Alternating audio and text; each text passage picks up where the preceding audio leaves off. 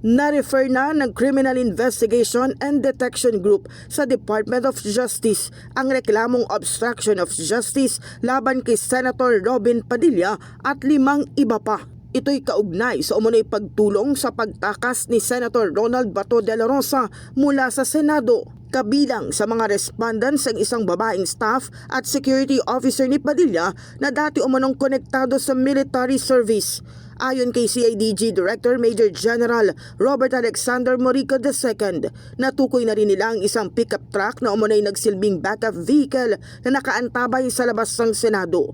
Sinabi rin ni Morico na hindi mangyayaring umunay pagtakas si De La Rosa kung walang kooperasyon mula kay Padilla. May indispensable cooperation. It will not happen without it.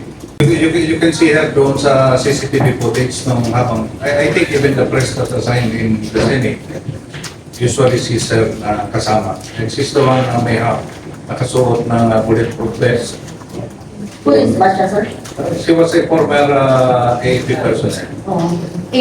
Security officer and staff ni Senator Robin Padilla. Samantala, kinumpirma rin ng CIDG na related o magkaugnay ang nangyaring putukan sa loob ng Senado at ang naging pagtakas ni Bato. Gayunman, tumanggi muna si Morico na magbigay ng dagdag na detalye dahil nasa ilalim na umuno ito ng investigasyon ng Department of Justice. 2 incidents po yun. Yes. They are related.